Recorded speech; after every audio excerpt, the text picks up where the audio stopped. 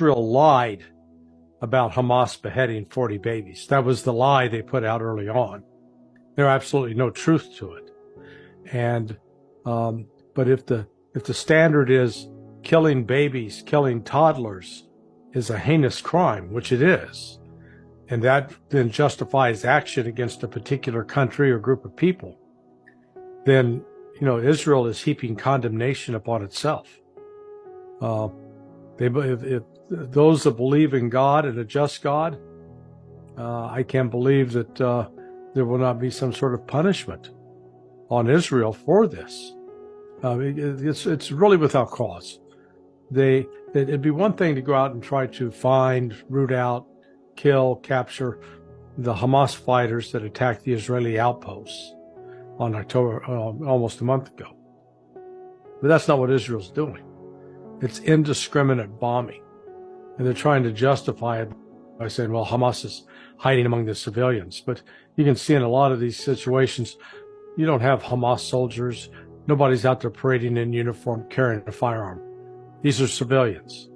And there is no excuse.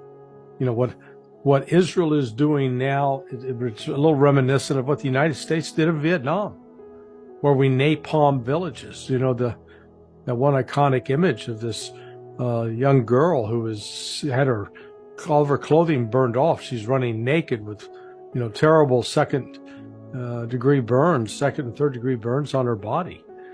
That started eroding support for the United States around the world. And that's what's happening to Israel. Israel, they may kill a few Hamas people, but they're losing the PR war badly, losing it very badly. It's not an argument, it's facts. It is, you've got two articles now.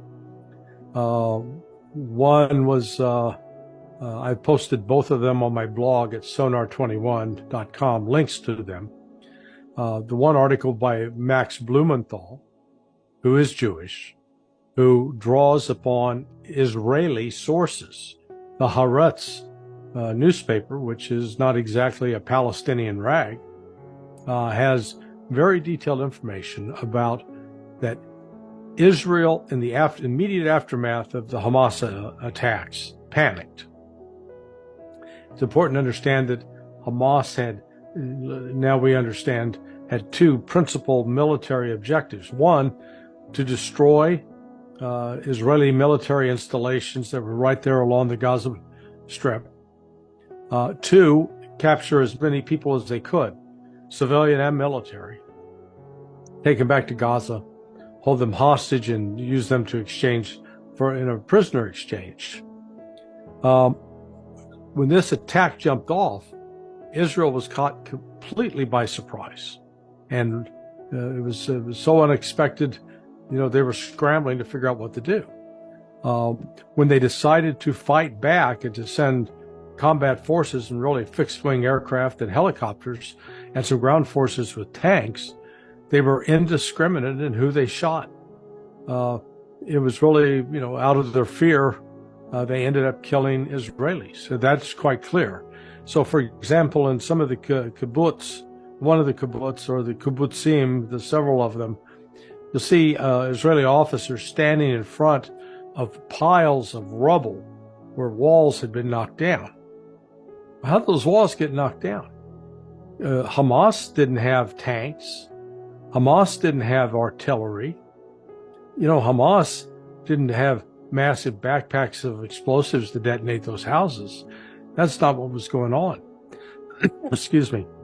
It was Israeli tanks and Israeli aircraft dropping ordnance on those houses, even though they knew that there was Israeli hostages inside, but they were in such a frenzy and fury to kill Hamas fighters that they're willing to incur the civilian casualties and then blame those casualties on Hamas.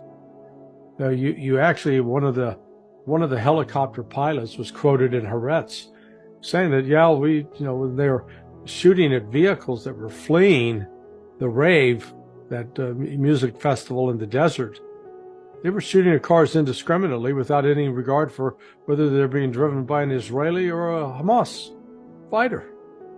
And it turns out most of them were Israelis. or civilians.